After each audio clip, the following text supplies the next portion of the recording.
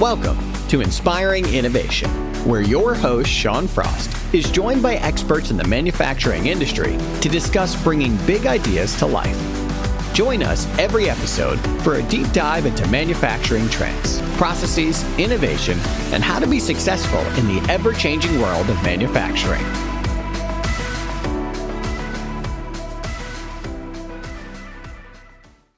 Hello, this is Sean Frost. Welcome back to Inspiring Innovation. This is the 5th episode, so appreciate you joining us. And we would encourage you to like and subscribe. We'd like to know more about what you want to hear on this podcast, whether it's even nerding out about supply chain more or RF sealing, polyurethane materials. We can get one of our experts in the house for the next episode. So we want to hear from you. We appreciate you tuning in. And this is going to be a different kind of episode. We're just going to recap some of the best takes from the experts we've already interviewed from the first 4 episodes. So if you like what you hear, you can go back and listen to one of those episodes and learn more. So appreciate you coming today. Lately, I've been spending a lot of time with customers going across the country, touring different manufacturing plants. And what I really love about this job and what's so exciting about what's going on in our space is just seeing all these teams of really brilliant people come together to make sure that these products are not going to fail in the field, that they're creating things that are in our hospitals, on our warfighters, supporting our firefighters, maybe on submarines, some of the things that we've seen a lot of headlines about these days. So know that you never want to have to use a lot of our products, but you're glad that they're there if you do. So we've got some really great people that we work with behind the scenes that make those things happen, that get those products out into the world. And so it's been an inspiring season, and we appreciate everybody coming in to listen. So with that, I'm going to get into some of the best takes and some of the best practices in supply chain, quality, operations, and customer service that we've seen in our industry and that our experts talked about more in the first 4 episodes. We're going to start off with supply chain, a pretty cool topic, pretty relevant these days. And that's something that our supply chain director, Jennifer Fennell, commented on. It's something that a customer of ours has commented on. It's something that a book that I've been reading has been commenting on lately, which is supply chain did not have a front row seat at the table for many, many years. The book joked about, it's where people that didn't make it in HR go to die, is purchasing. And so that's super extreme, but really I feel like they've been in a pretty thankless role. And it's front and center when companies have been restructuring.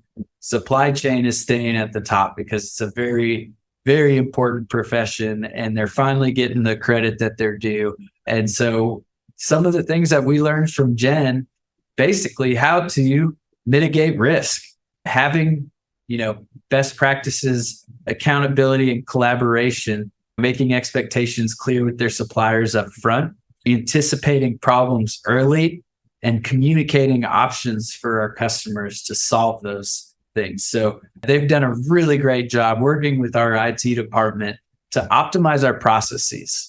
And they're constantly evaluating different ways that they might be able to optimize what they're doing. They might be able to automate certain notifications and communications so that they can get that real-time data out to our customers with options. So we have an incredible team in that department. They've delivered on time, as the industry has seen 80% decreases in performance, especially when it comes to longboating products overseas. So it was a really great episode, and they're actually implementing even new software now where they can see where everything's at live, and they can anticipate issues that might happen if there's stuff being held up at a dock or potential strikes getting ready to take place. Something that we know all too well that happened recently and thankfully was avoided, but we had contingency plans in place.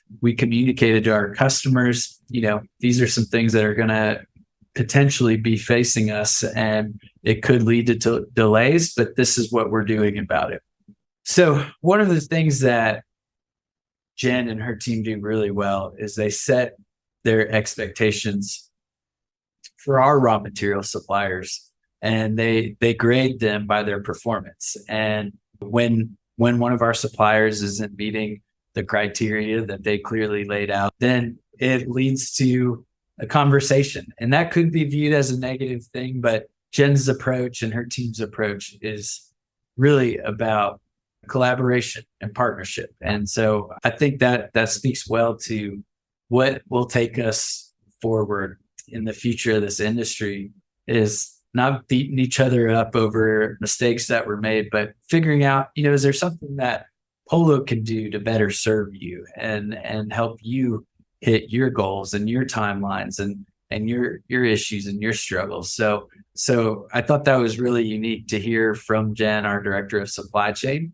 And I think it's not unique to Polo, but we've definitely seen our partnerships with our customers go well when it is a true partnership. So Jen and her team are great to work with. And I always get people coming up to me at trade shows telling me stories, different stories about enjoying working with Jen. So I definitely would encourage watching that episode as well. We had Dawn Silver, our director of quality, on the podcast, and she talked about our number one asset being our people, having that continuity, the training that they have to make sure that every product as they're making it is passing different checks, utilizing the tools that we have available, shop aids to make sure that things are going into spec. And so she talked about a lot of things. She talked about how do we measure at the product level, and then how do we measure at the system level? So on the product level, did we hit the customer specifications? Is it in accordance with our internal standards? And did we comply with the different regulations? And then from a systems level, is it effective? Does it meet the objectives it's supposed to meet? And are there opportunities that exist for improvement? So we span, 4 different industries, and we have a lot of quality requirements across those industries, like the FDA, like the FAA, like military and automobile regulations that, span, different things, obviously, but they all have a lot of consistency to them. And that's why our systems, that's why these policies are so important. And we always want to make sure that we're hitting those specifications. And thankfully, we're experts within our capabilities within all those industries. So we might be making similar types of products across these variety of industries. And that's really served us well as a company too. When one industry might have economic issues, another one may be up. And so that's what's helped Polo be around for 75 years. We have a lot of quality systems in place. We're ISO certified 9001, 2015, 13485, 2016. So we really come a long ways when it comes to quality as a company. Some of the things that we do monitor is our customer feedback, satisfaction, returns, complaints, deliverable parts per million is a goal that we track towards in a KPI. And we've hit 138 defective parts per million. And our goal is 1,200. So we're really proud of that KPI. We've got people performing across our plants, and anything that might be a mistake is getting caught on production lines or inspected in our quality labs. We do a number of different types of testing: tensile testing, pressure decay testing, inflation testing, fitment checks, dimensional analysis, and shape testing. So we've got great quality teams, we've got great associates, and they are our number one asset when it comes to quality. Our quality statement as a company is that we have products that are delivered on time at a competitive price with outstanding quality. We do make products that cannot afford to fail. And so this department is really great to work with. They're involved from the beginning of our designing of our products with our project engineers, with our lead designers, and with our customers teams. So they're really collaborative. We can meet any standard, and we feel really proud about the team's achievements.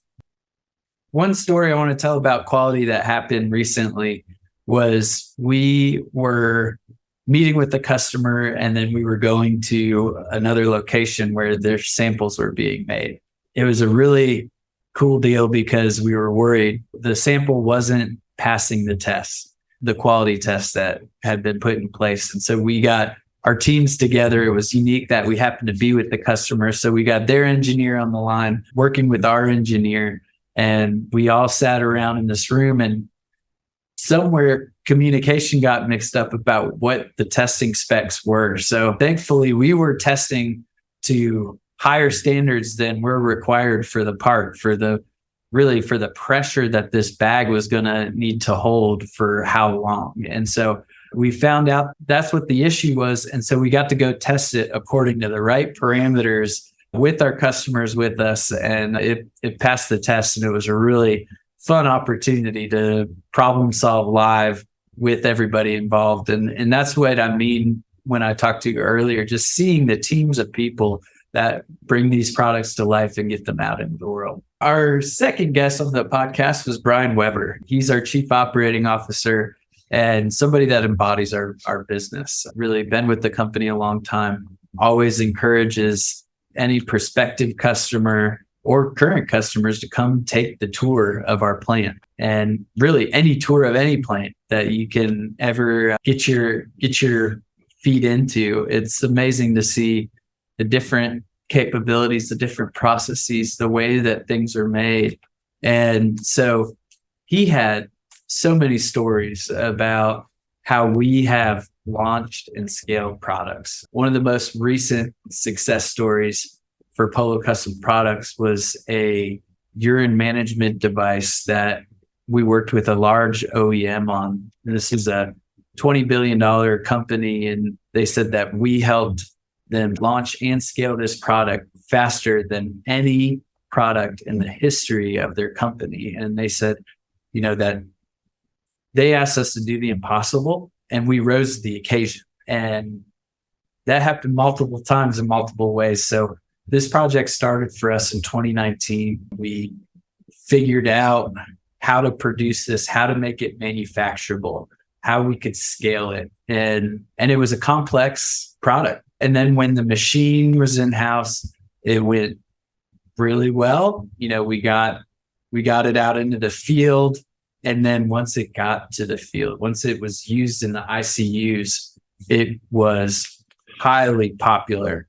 And the demand just blew up for it. And so for the last really 3 years since it got out into the field in 2020, it has just been scaling and scaling and scaling. So now this is something that's requires 15 different machines across 3 of our locations and one of our import partners' locations. So we're in 4 locations, 15 machines making 6 million units a year annually. And so it was a really incredible success story. We also are finding that, with other customers, current customers, other of our competitors are struggling with labor, which thankfully has not been an issue for us because of our multiple locations and the job markets within those locations. We're able to pull levers. We're able to add additional labor as our customers need it. And so we find that that's a very competitive advantage in today's landscape. And we also have our import partners that are hungry for work near shore and offshore. And so we've got a lot of levers, and we can meet our customers' needs, however big those are. And we really are fortunate to have that. We have great people. We've got great processes. We've got great collaboration with tons of experience in the industry. So I'd encourage you to hear a few stories from Brian Weber and go back to that episode number 2. Our first guest and last guest to review is Lynn Lemke, and she's a division manager for our sales team. And I would encourage a listen to hear how our customer service goes above and beyond for our customers. We definitely have felt the statement of early bad news is good news in the industry right now. And an example of that Lynn really helped facilitate was we had a resin change where essentially an input to a raw material had changed. And we actually weren't even notified about the change, but one of our very detailed supply chain professionals noticed a change to the specs when the materials were delivered. So we identified this with a pretty decent time horizon, I would say. That's why the early bad news is good news. Before the stock that we had in place ran out, we were able to identify that and then collaborate with our customer to move as fast as possible to make the changes, to file, the appropriate paperwork, to test the new material that needed to be biocompatible. We're talking about a medical industry product. So there was a lot to be done in a short amount of time, but we were able to come with solutions and give everything that we could and get all the information up front. And that's what Lynn and our sales team is just incredibly good at doing to accommodate our customers. So, it kind of gets to the point sometimes where they're a little confused which team they're representing. They're so embedded with our customers. They know their mission,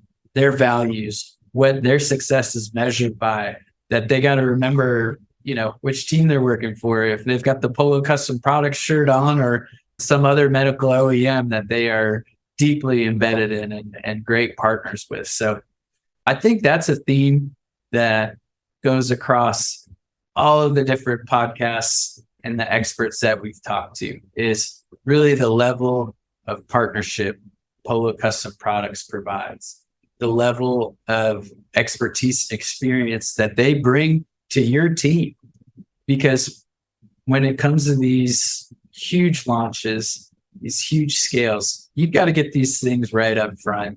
And it's going to take a lot of collaboration, a lot of effort, a lot of teamwork, getting the right people around the table and getting the right people to the plants. And so we would definitely invite you to reach out, come tour our plant if you're interested in any RF welding, sealing, thermoforming, or sewing capacity that Polo Custom Products has to offer. And please reach out about what you want to hear more about on the podcast. We've got some ideas about getting some manufacturing legal expertise in. We'll get some guests that talk about leadership in the manufacturing space. So we've got some guests lined up, but we want your feedback. We want to hear what's of value to you, and we want to create more of that in this space. So we really appreciate you listening to the podcast. Listen, like, subscribe, comment. Let us know how we can get better from you.